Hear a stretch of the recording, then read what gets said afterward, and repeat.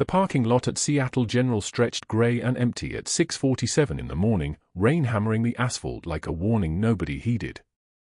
Laura Bennett stepped out of her 2008 Honda Civic with the kind of efficiency that came from muscle memory and a decade of pre-dawn shifts, her left leg moving a fraction slower than her right, barely noticeable if you weren't looking, and most people never did. She wasn't the kind of nurse they remembered. She was the kind they walked past. The kind who appeared when you needed vitals checked and disappeared before you learned her name. The hospital corridors at Seattle General smelled like what every hospital smelled like, antiseptic layered over copper and old coffee and the faint decay of people whose bodies were betraying them. The fluorescent lights hummed their constant, directionless drone overhead as Laura moved through the fourth-floor corridor with her medication cart, her white shoes making the softest whisper against the tile. Her scrubs were navy blue, unremarkable. Her badge said Fel Bennett, RN in letters small enough that most patients didn't bother reading it. That was fine. That was the way she preferred it. Room 347 was at the end of the west corridor, a private room with a window that faced the parking lot she'd walked through minutes before. Inside, Captain Marcus Reeves lay in the hospital bed like a fallen monument, his body still intact but his legs refusing to remember what movement meant. Paralyzed from the tibia of a vertebra down, the chart noted. Special Forces Officer. 3 tours in Afghanistan. 38 years old. The admitting date was 6 weeks ago. Laura checked his full line first, the one running the current medication protocol, an opioid-based pain management cocktail that had seemed reasonable 3 weeks ago and sensible 2 weeks ago and now simply looked wrong. She'd been a nurse for 17 years. 10 of those years had been spent in field conditions that would make most people's hands shake just thinking about them. Her hands didn't shake anymore. They did what needed to be done. She reached for Reeves' wrist, finding the radial pulse without looking for it, her fingers registering the rhythm the way a musician reads a song without sheet music. Her thumb moved along his wrist bone to check the capillary refill, the pink rushing back in just slightly slower than it should. The skin on his forearm was warm, maybe 1/10 of a degree elevated from where it had been yesterday. Her own forearms, visible where her scrub sleeves ended, showed the landscape of old scars, thin white lines from shrapnel, the faded pink of burn marks, the darker striations that come from years in desert heat with improvised medical supplies and the weight of people's lives depending on your hands not shaking. Laura didn't check the chart first anymore. She'd read it 6 weeks ago when Reeves was admitted, absorbed the details the way people absorb bad news, all at once, never quite believing it until it was real. Then she'd seen the jacket draped over the back of the hospital chair in his room, tan-colored canvas, worn soft from years of deployments. She'd moved close to it the way you move close to a ghost, cautious, uncertain, half convinced you're imagining things. The unit patch was sewn into the jacket lining, faded now from the kind of sun that existed nowhere else on Earth except in places you never wanted to go. 3rd Special Forces Group. Same patch she'd worn, once upon a time, before an IED in Marjah had introduced her spine to trauma at a velocity that changed the definition of the word pain. 3 years ago. 3 years and 2 months, to be precise. She'd been a major then, acting as the medical officer for a joint operations team in Marjah's Jolan district when the convoy hit something the explosives experts still hadn't fully explained. The investigating officer had been Captain Marcus Reeves, then with 160th SAW but detailed to JSOC command for the inquiry. He'd been competent, precise, and absolutely certain that Major Laura Bennett had violated protocol by not waiting for a full medical assessment before moving casualties. He'd been competent and precise and absolutely certain she was wrong, and the court-martial had reflected that certainty with the kind of institutional weight that made retirement seem merciful by comparison. Dishonorable discharge had been avoided by the slimmest margin, saved only by the fact that 3 people had actually survived because she'd moved them when protocol suggested she wait.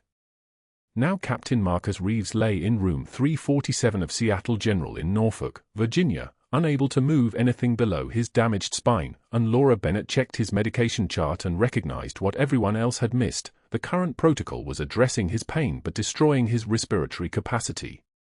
The morphine load was heavy enough to suppress breathing. Not dangerously yet. Not noticeably. But she could read the oxygen saturation numbers the way other people read expressions, and they were trending the wrong direction. 94% this morning. 96 yesterday. 98 3 days ago. She made a note on the chart, her handwriting precise and small, the way military training taught you to write in spaces where there was no room for error. Respiratory compromise secondary to medication load. Recommend review of analgesic protocol. Request alternative schedule with reduced opioid concentration and increased non-narcotic supplementation. The room's door opened without a knock. That was Dr. Ashford's way. Authority didn't announce itself. He was tall enough to occupy space in a way that made the room feel smaller, his white coat pressed into geometric creases, his tie a shade of blue that probably cost more than Laura's weekly grocery budget. He was 53, maybe 54, with the kind of jaw that suggested his parents had taken aesthetics seriously and his confidence had done the rest. He looked at Reeves in the bed with the clinical distance of a man who'd learned to treat patients like problems that belonged to him rather than to themselves. Then his eyes moved to Laura, and something shifted in them, that particular quality of contempt that emerges when hierarchy feels threatened. He looked at her the way a man might look at someone holding a dust rag who'd somehow ended up in his office. Vitals? His voice was the kind of thing you wouldn't forget if you were trying to. Perfectly modulated. Perfectly certain. All within acceptable range, Laura said. She didn't look up from the chart. Respiration slightly elevated. Heart rate steady. Temperature normal. Then why are you making notes? He stepped to the bed's opposite side, positioning himself so that he could observe her while ostensibly examining Reeves. You're a nurse, Ms. Bennett. Notes are the doctor's purview. The room's fluorescent lights hummed a single long note, like a whale song filtered through industrial fixtures. Laura wrote the final line of her notation and placed the chart back into its holder with the kind of precision that took the gesture from a simple action into something that looked almost ceremonial. The medication protocol has been in place for 3 weeks, she said quietly. The respiratory metrics suggest possible adjustment. The medication protocol is exactly what Captain Reeves needs. Ashford moved to the window, positioning himself with his back to both of them, which meant he was positioning himself to deliver whatever came next without having to read a reaction. I don't require suggestions from nursing staff about pharmacological decisions. We have pharmaceutical representatives for that, and they have actual credentials. Laura didn't respond. That was how you survived doctors like Ashford, you agreed silently and returned to work. You made the notes anyway, because you'd learned in places where protocol got people killed that sometimes the quiet insistence on details kept someone breathing a little longer. You let them think they'd won because they would win, eventually, the way they always did. The hierarchy was written into hospital policy. It was written into law. It was written into every institutional structure that had been built by people who thought that titles meant competence and credentials meant wisdom.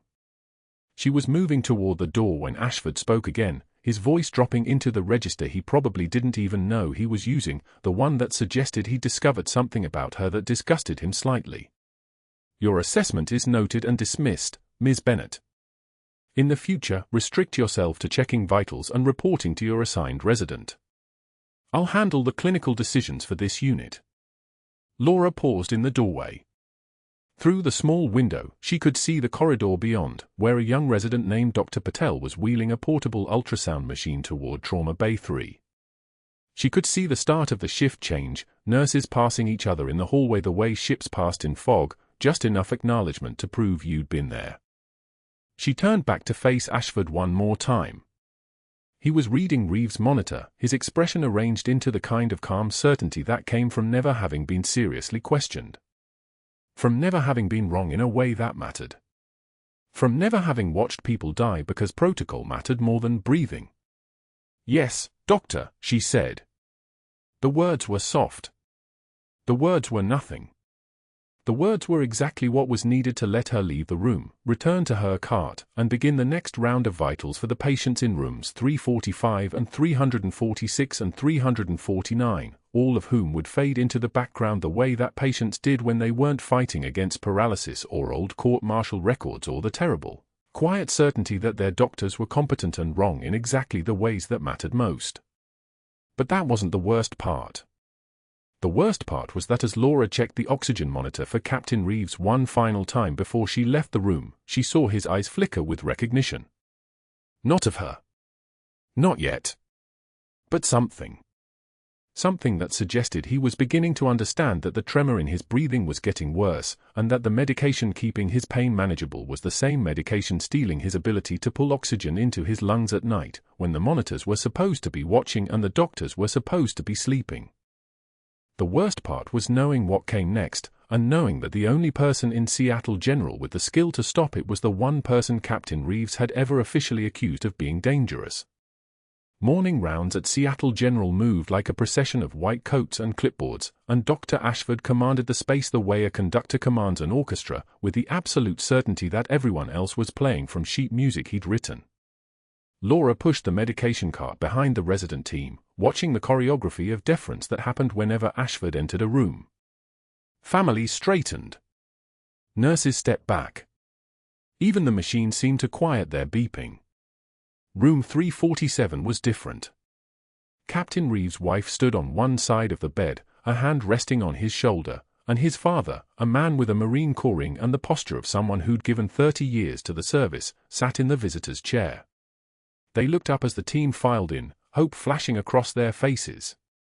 Hope was something Laura had learned to recognize in military families. It was the thing they carried when everything else had been taken. Ashford began his assessment with the kind of brisk efficiency that made him seem confident, made him seem in control. He reviewed the chart, nodded at the resident's presentation, asked 3 questions that demonstrated nothing except that he'd read the file. His voice filled the room like expensive cologne, impossible to ignore, designed to announce its own importance. Captain Reeves is progressing as expected for a spinal cord injury at the T4 level, Ashford said, his tone suggesting this was obvious to anyone with a medical degree. The current medication protocol is managing his pain effectively and preventing secondary complications. Laura watched Reeves' chest. The rise and fall had become more shallow over the past 8 hours. His oxygen saturation was drifting toward 92% when it should hold at 96%. The medication keeping his pain manageable, a combination of gabapentin and low-dose opioids, was suppressing his respiratory drive at night. She'd seen this pattern before in combat casualties, soldiers whose bodies had adapted to pain by learning to breathe shallow, and when you gave them medication that promised relief, their lungs forgot how to work properly.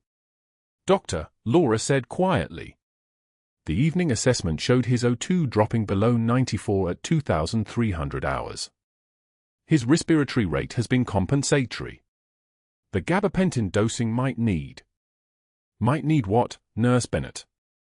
Ashford's voice didn't raise in volume, which somehow made it worse. Are you suggesting the attending physician doesn't understand medication contraindications? I wasn't aware Seattle General had promoted bedpan technicians to attending physicians. The residents exchanged glances. One of them, the newest one, fresh from medical school, let out a small nervous laugh that died immediately in the silence. Ashford's eyes were still on Laura, and they carried the weight of contempt the way other men carried weapons. You follow orders, Nightingale. You don't give them. The adults in the room will handle the thinking. The nickname hung there like something that had been dipped in acid. Nightingale. He'd looked it up. He'd weaponized it. Reeves' father shifted in his chair, uncomfortable with the tone but understanding the hierarchy too well to say anything. Reeves' wife's jaw tightened. Laura took one measured breath. Her hands didn't tremble. They wouldn't. Not here. Not in front of people who'd already learned that showing weakness meant being targeted. She'd learned this lesson in Marjah when she was bleeding out behind a transport truck, and she learned it again every single day at Seattle General. Captain Reeves deserves care that prioritizes his recovery over your need to be right, she said quietly. Not angry. Not defensive. Just a statement of fact delivered with the kind of calm that only came from having already faced worse. The silence that followed was the kind of silence that carries consequences. Ashford's jaw tightened. His hand gripped the edge of the chart. For just a moment, Something flickered across his face, not rage, not yet. Recognition that she'd spoken to him in front of his team, in front of witnesses, without asking permission first. He dismissed her with a wave, a gesture that might have been comedy if it weren't so deliberately cruel, and continued his rounds as if she'd never spoken at all. 2 hours later, Laura sat alone in the break room with a lunch tray she didn't want. The fluorescent lights hummed above her like insects trapped in plastic. She'd barely opened her container of yogurt when the chatter died, not gradually, but all at once, like someone had flipped a switch. For nurses who'd been laughing about a new attending physician turned and looked at each other. Chairs scraped against linoleum as they stood, gathered their things, and relocated to a table in the far corner. One of them whispered something. The others nodded. A junior resident named Marcus, who'd been friendly during her first week, who'd actually asked for her input on patient assessment, suddenly became very focused on his phone. He didn't look up when Laura glanced his way. He didn't have to. The message was written in his body language, in the deliberate angling of his shoulders away from her. You're radioactive now. Getting close to you costs something. Laura ate her yogurt. Each spoonful was measured, deliberate. Her hands remained steady. The trembling was inside somewhere, the part that understood how quickly a room could turn, how isolation in a hospital was different from isolation anywhere else. Out there, you could walk away. Here, you had to keep showing up. You had to keep working beside people who decided you didn't exist. By afternoon, something new had appeared on the unit board. The staff scheduling board where shift assignments and announcements were posted now bore Ashford's precise handwriting in black ink. Performance concerns, Bennett, L. Insubordination, overstepping scope. Every staff member who passed read it. A nurse practitioner named Patricia stopped in her tracks, closed her eyes like she was saying a small prayer, and mouthed the word sorry from across the hall. She didn't approach. Nobody approached. Laura noticed Ashford standing near the charting station, reviewing files with a casualness that didn't match the occasional glances he threw her way. He was ensuring she saw him watching. He was ensuring everyone else saw him watching. The message was clear. This was what happened to nurses who forgot their place. This was the cost of speaking. The night shift assignment was posted, and Laura's name had moved to the rotation nobody wanted, 3 12-hour stretches covering the overflow ward where the sickest patients were triaged before they reached the main units. The lowest priority floor. The place where mistakes happened because it was understaffed and overlooked. Ashford had accomplished something remarkable with a single notation. He'd isolated her, publicly marked her as insubordinate, and then buried her in the one place where no one would notice if something went wrong. Laura stood in front of the board, reading her name among the accusations, and let a single tear escape. Just one. She wiped it away without breaking her stride, folding patient files with the kind of deliberate calm that came from military training, the kind where you compartmentalized pain and fear into neat boxes because the mission came first. Her mission was staying employed long enough to make sure Captain Reeves survived the next 72 hours. Everything else was noise. She was making her evening rounds when the alarm started. A high-pitched electronic scream that meant a monitor had detected something the patient's body couldn't handle alone. Room 347. Laura moved. She didn't run. Military training taught you not to run in a hospital because it caused panic, but she covered the distance in seconds. Reeves' eyes were wide with the particular terror of a man whose body was betraying him. His wife had pressed the call button. The night resident was fumbling with his pager, his hands moving without direction or purpose. Reeves' oxygen saturation was 78 and dropping. His breathing had become rapid, shallow gasps that weren't actually moving air into his lungs. His lips were starting to turn blue at the edges. Laura recognized this the way you recognize a face you've seen in nightmares. Tension pneumothorax. The same injury that killed Rodriguez and Torres in Marjah because she was 400 meters away and couldn't reach them in time. The injury where the lung collapses and the air gets trapped and the patient suffocates from inside their own body. "I need the emergency decompression kit," Laura said. The resident looked at her like she'd spoken in a foreign language. "Now." Ashford's authorization code. I don't have it, the resident stammered. I'd need to call. He's going into cardiac distress. Laura moved to the supply cabinet. The emergency equipment was locked behind plexiglass and required a code. Reeves' wife was screaming something. His father had stood up. His oxygen saturation was 72 now. 70. Laura's hands moved on their own. Muscle memory that hadn't rusted in 3 years because some things you carried in your cells forever. She pulled an MRE package from her locker, a habit from deployment, a superstition, comfort ration she'd never thrown away, and tore it open. The heavy plastic held shape. The same shape she needed. She moved to Reeves' bedside. Her hands were steady. Her voice was steady. Look at me, Captain. He looked at her. Second intercostal space. Midclavicular line. You're going to feel pressure. Then you're going to breathe. She positioned the improvised chest seal at the precise point between his ribs where the air needed to escape.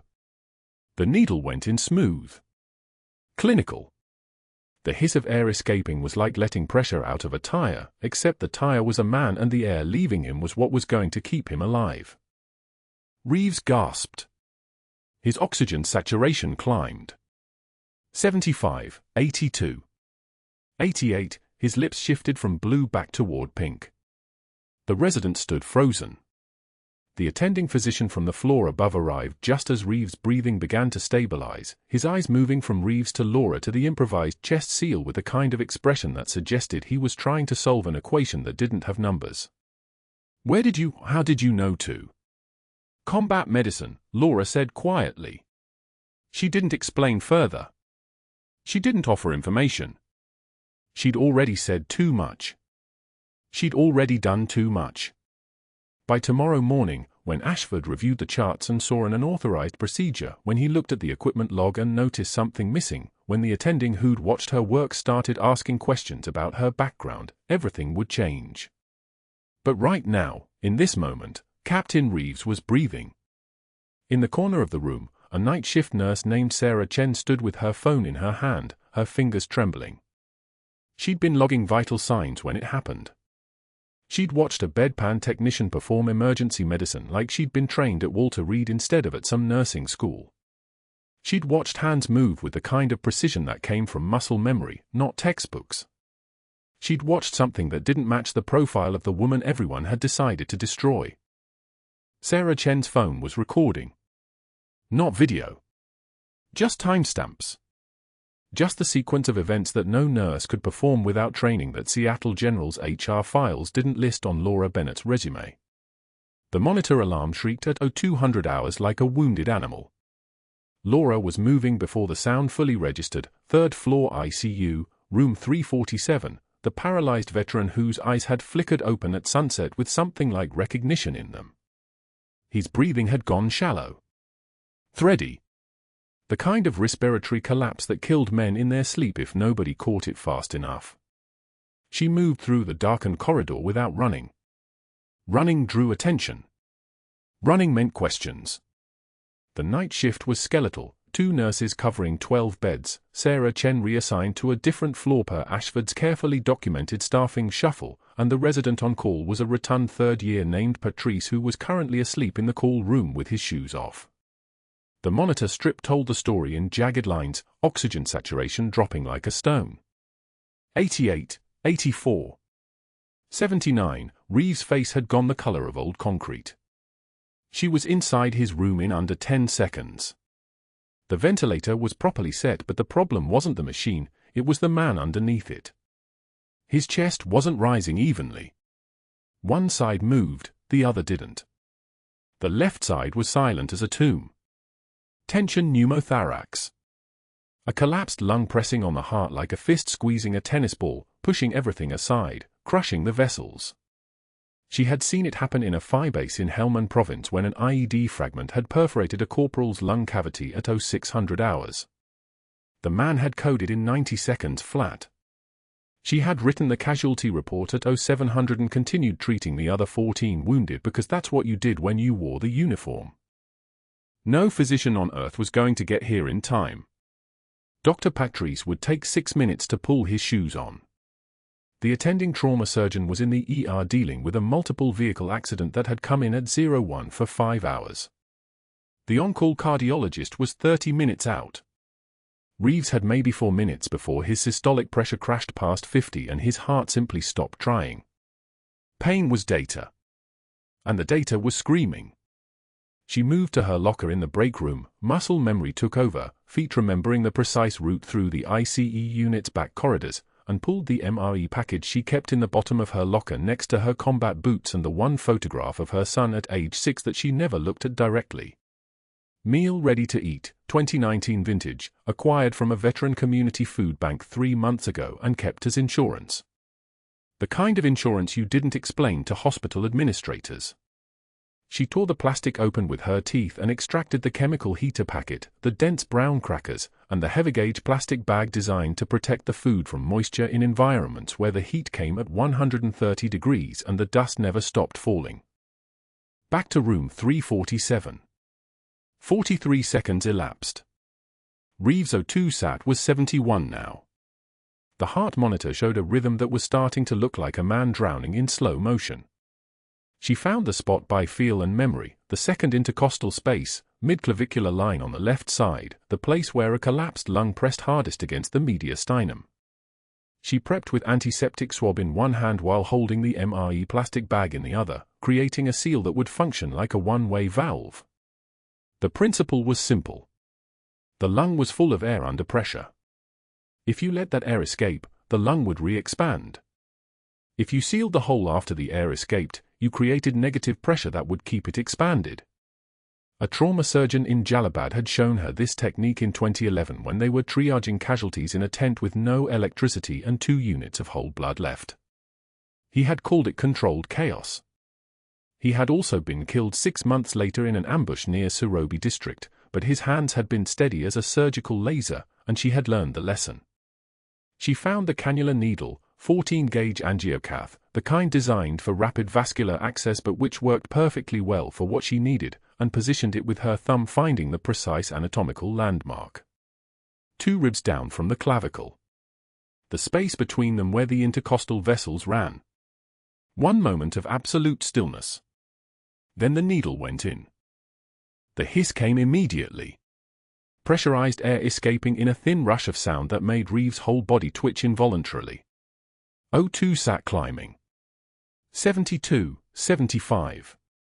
78, she sealed the plastic bag around the needle with one hand while keeping the needle perfectly steady with the other, creating a makeshift flutter valve that would let air escape but not allow it back in. The silence of a man's first full breath in 4 minutes. His chest rising on both sides now, symmetrical, the way a human body was supposed to work. The attending resident, Dr. Kevin Olwinski, 5 years out of Johns Hopkins and still carrying the arrogance of someone who had never truly seen a patient die, appeared in the doorway with a shocked expression that made his face look like a child's. He had the look of a man watching someone defuse a bomb with a butter knife. His mouth opened. Closed. The thing was, he had been standing right there in the hallway when the monitor alarm went off. He had simply frozen. She had watched him freeze. And by the time his brain had caught up to the necessity of moving, she was already 3 steps ahead. Needle decompression, she said quietly, her voice the conversational tone of someone discussing the weather. Tension pneumo. You want to call attending? Or you want to stand there? His hands were shaking as he reached for the phone. Not her hands. Never her hands. By 0 for 30 hours, the chest X-ray showed a lung that was re-expanding nicely. By 05:30 hours, color had returned to Reeves' face, that particular shade of human pink that meant oxygen was actually reaching his tissues again. By 0600 hours, his eyes opened with intention, not just involuntary flutter. He looked at her for a long moment when she checked the monitor leads and adjusted the ventilator settings, and she saw something cross his face that might have been confusion or might have been recognition. The court-martial had happened 3 years ago. Promotions, deployments, and 2 major combat operations had passed since then. She was not the same major who had testified that day. But apparently neither was he. The thing was, he didn't know what she'd done. Not yet. The night shift had kept its mouth shut. That was the code, the old uniform code that transcended ranks and branches. You didn't rat out someone who'd saved a life. But Ashford would find out. He was already on the ward at 0630 hours when the sun had barely cracked the horizon over Norfolk, and she watched him through the glass partition as he stood at Reeves' bedside talking to the patient's wife, gesturing at charts, his voice the careful measured tone of someone building a case. He was good at it, she would give him that. Strategic. Not yelling. Not theatrical. Just systematic documentation of every deviation from protocol. The email hit her phone at 1,400 hours exactly. Mandatory meeting, 1,600 hours, personnel action required. She read it 3 times. The language was neutral. The implication was not. And that wasn't even the worst part. When she tried to access the ICU supply cabinets at 1,345 hours, her badge code didn't work. The new staffing schedule had her in the medical surgical ward for the rest of the week. Sarah Chen had been moved to the pediatric floor. The night shift nurses who had kept her secret were being reassigned. One by one, Ashford was isolating her from her own patient, from her own expertise, from any possibility of another unauthorized intervention. He was competent. He was strategic. And he was building something with the precision of a man who had done this before. Through the window, she could see Reeves' wife holding his hand. Could see his fingers moving slightly, testing sensation, the first neurological improvement since his admission 3 weeks ago. Could see Ashford pointing at something on the monitor, speaking to the attending surgeon who had arrived for morning rounds, his expression the careful neutral face of a man who was very carefully not smiling. The paralyzed captain whose lungs she had saved was the man who had destroyed her career. And now that she had saved him, her own career was about to end. Dr. Ashford arrived at 0630 hours while the morning shift was still settling into routine. His footsteps on the tile were sharp, deliberate, the sound of a man moving with purpose. The chart in his hands was already open, his jaw working as he processed what he discovered in the night logs. He stood in the doorway of room 347 for exactly 17 seconds, watching Captain Reeves breathe, steady, pink-tinged lips replacing the grey pallor from the crisis. Oxygen saturation holding at 94%. The improvement was unmistakable. Undeniable. Impossible to explain without acknowledging what had happened at 0200 hours. His face hardened like cooling concrete. By 0647, Ashford was in his office on the administrative floor, door closed, making a call to the hospital board chairman. His voice was measured, clinical, the tone of a man presenting a complex problem that required immediate strategic removal. Pattern of unauthorized procedures, he said, each word placed like a chess piece. Liability risk.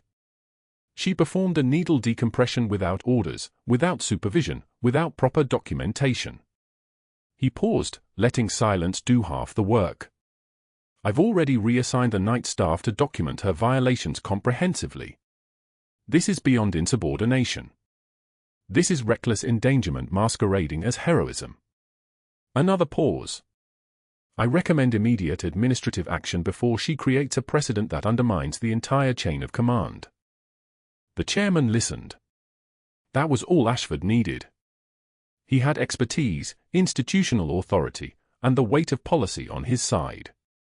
He had already moved pieces across the board while Laura slept in her car outside the hospital at 0530 hours, unable to go home yet. By 0800, Laura was called to human resources on the 3rd floor. The conference room smelled of stale coffee and industrial cleaner. 2 administrators sat across from her, Sarah Vickers, the HR director with eyes like chips of blue ice, and Tom Motsuda, legal counsel, whose suit cost more than Laura's monthly rent. Ashford stood by the door, his arms crossed with the relaxed confidence of a man who had already won. On the table between them lay a manila folder, thick with printed documents. Laura's name was written on the tab in precise black lettering. Major Bennett, Sarah began, though she said the rank without using it, just the syllables, stripped of meaning. We need to discuss several violations of hospital protocol documented over the past 48 hours. Tom slid the folder across the polished table. Laura didn't open it. She didn't need to. She could read every page from the weight of his movements, the way the paper whispered as it settled. Unauthorized medication recommendations to attending physicians. Insubordination towards senior medical staff. And most critically, an unauthorized emergency procedure performed without physician oversight or written consent from the patient. Captain Reeves was in cardiac arrest, Laura said quietly. Her hands were steady on the table, palms down, a position that looked like surrender but felt like stance. That determination is not yours to make, Sarah said, not unkindly, which somehow made it worse. You're a registered nurse.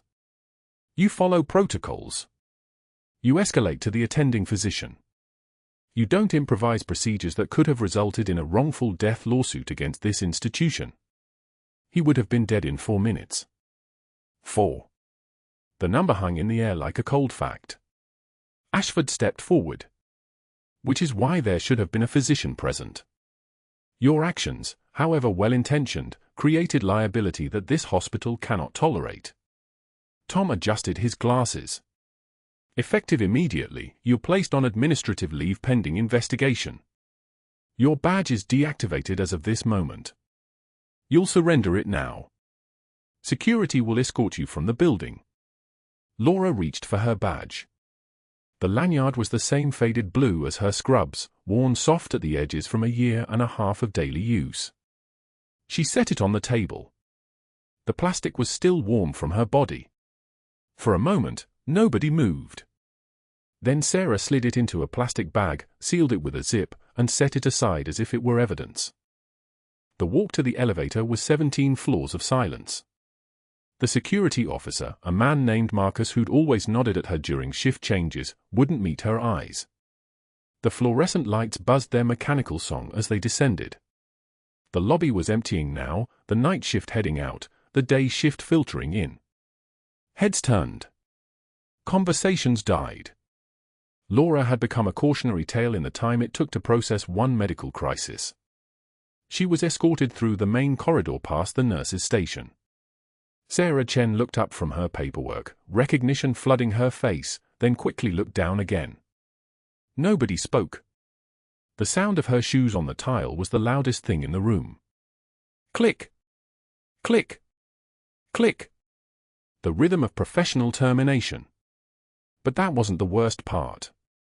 The hospital laundry room was in the basement level, past the storage closets and the old psychiatric ward that had been converted to archive space. The air was warm here, humid with the breath of industrial washers. Steam rose from the folding tables in ghostly columns. The lights were the same fluorescent buzz, but softer here, older, casting everything in a slightly yellow hue that made the world look like a photograph from the 1980s. Laura had 18 scrubs in the return bin.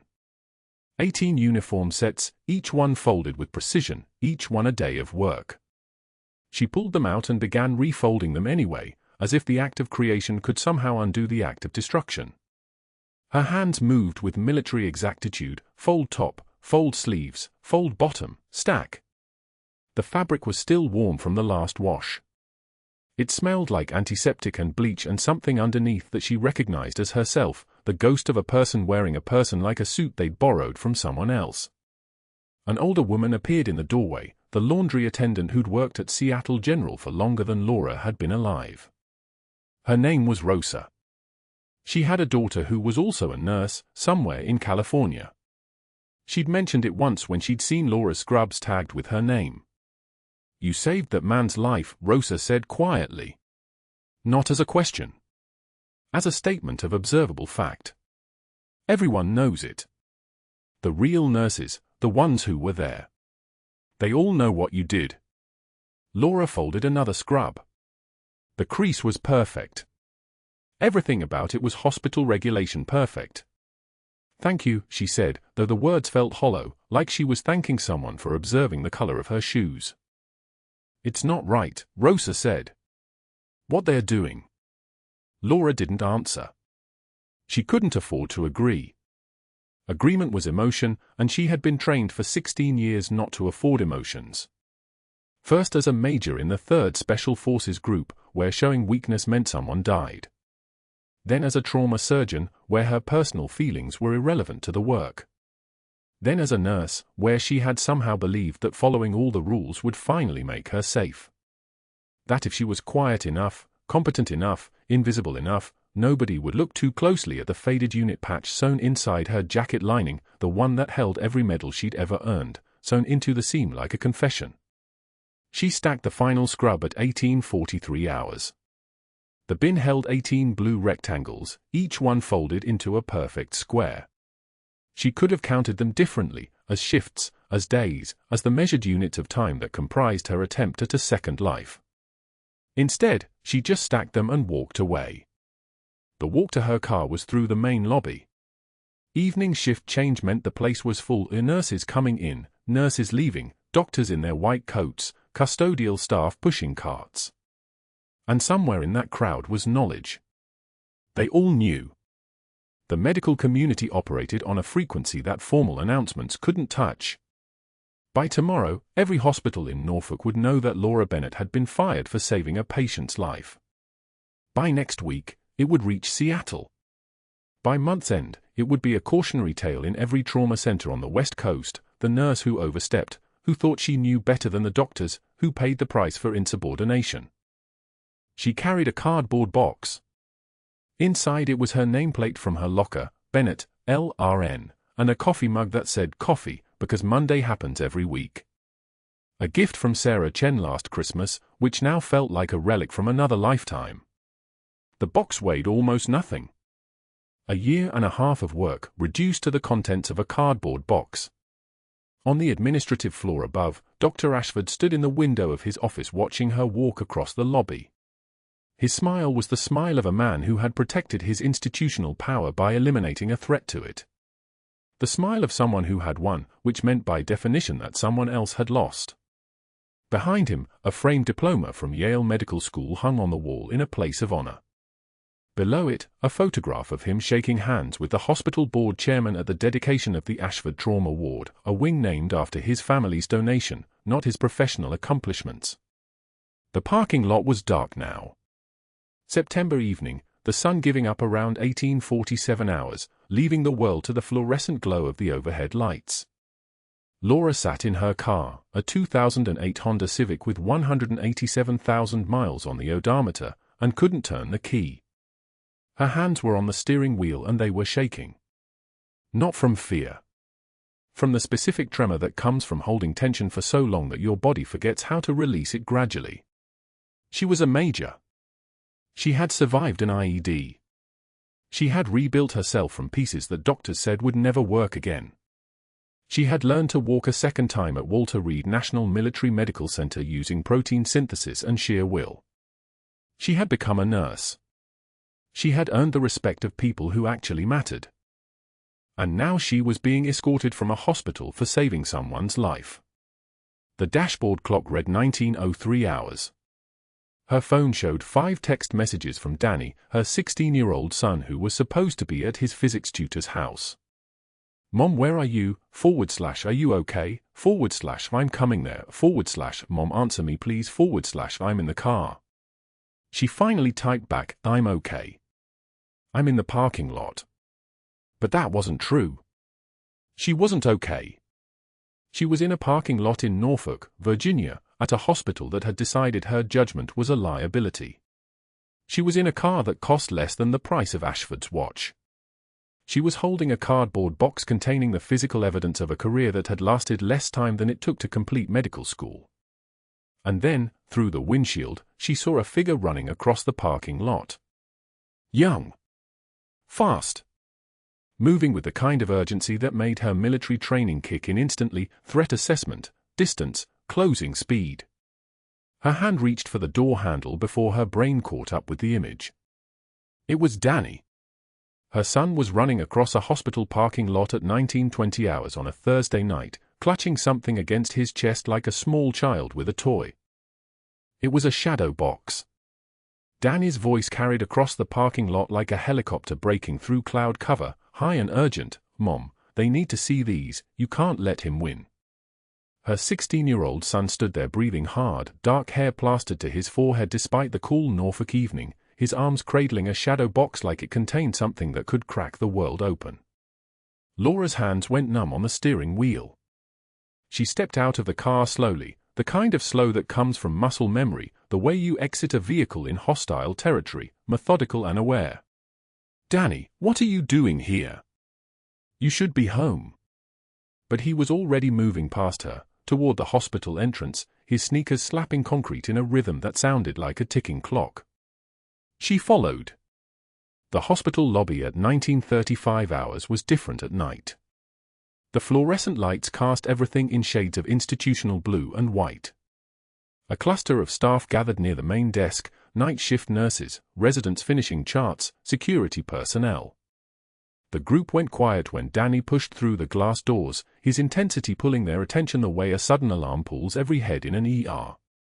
Laura felt something crystallize in her chest, some instinct that told her this moment was the hinge point, the moment before everything either collapsed or pivoted on its axis.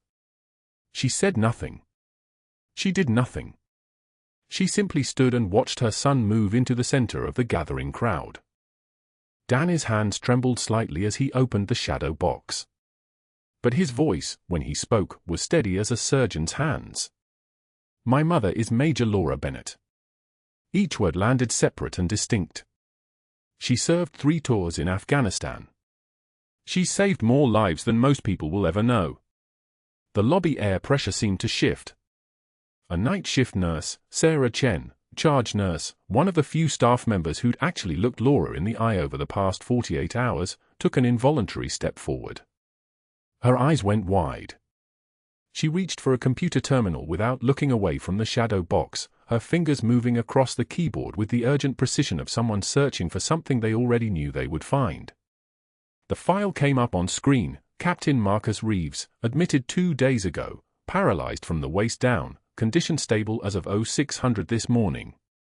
Sarah's voice came out barely above a whisper. "He was in Marjah. He was," she scrolled. Her eyes tracked left to right, consuming text. "Oh my God. Oh my God."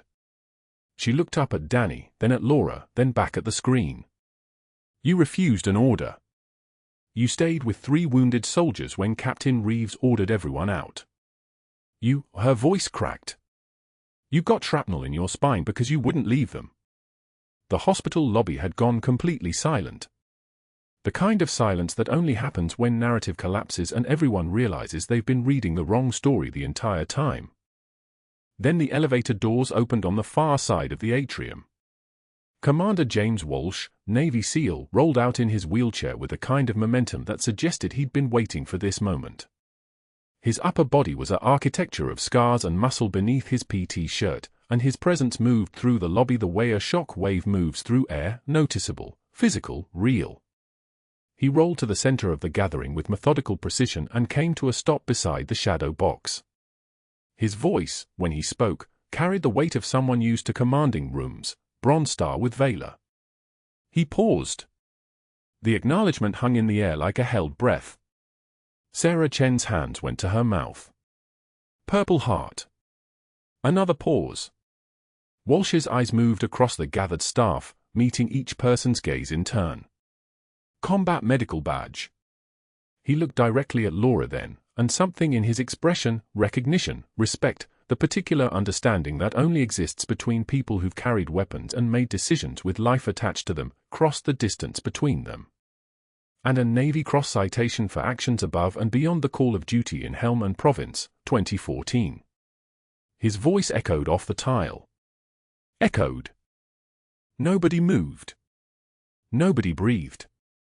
On the mezzanine above them, visible through the railing, Dr. Ashford stood frozen in the act of walking toward his office. His hand was still raised as if reaching for something that no longer existed. His face, the composed, clinical face that had delivered condescension like medicine, had gone the color of hospital walls. The transformation happened in real time, the moment he understood that his carefully constructed narrative, his strategic documentation, his methodical dismantling of Laura Bennett's credibility had been built on foundations of sand and hubris. By that evening, Dr. Ashford was on WTKR News 3. His appearance was impeccable, navy blazer, tie precisely knotted, the kind of grooming that people do when they're trying to convince cameras and 6 million viewers that they're still in control. "I made a difficult personnel decision," he said, his voice grave and measured. "Patient safety requires protocols. When those protocols are violated, regardless of the outcome, regardless of the veteran status involved, we have a responsibility to enforce institutional standards." The news anchor nodded sympathetically. The camera lingered on his face. Then the station took a live call. The voice that came through the studio speaker was precision incarnate. "Admiral Patricia Vance, retired, Director of Veterans Health Administration. Dr. Ashford, I've reviewed your personnel file." "Your personnel file?" She paused, and that pause was a weapon. "In 6 years at Seattle General, you forced out 11 staff members. 8 of them veterans. Major Bennett's protocols weren't unauthorized. They were combat medical standards, DOD approved, Joint Commission recognized." Ashford's jaw tightened. You could see it on split-screen television. "What you call violations, the military calls Bronze Star actions. She made medical decisions based on a combat environment assessment." She was right. Ashford began to speak, but Vance continued, cutting him off with the kind of authority that comes from having actually commanded people in actual wars. "Captain Reeves woke up this morning. He signed a statement confirming that Major Bennett saved his life twice, once in Marjah when she refused his court-martial order to abandon casualties, and again at 0200 hours when your locked supply cabinets nearly killed him." The studio air went still. The anchor's expression shifted, the professional neutrality slipping to reveal something harder underneath. Ashford's mouth moved without producing sound. "The board has your communications logs, Doctor. Every call to restrict her access. Every reassignment. Every strategic move to build your termination case. You weaponized institutional authority to eliminate someone who threatened your control." The interview ended.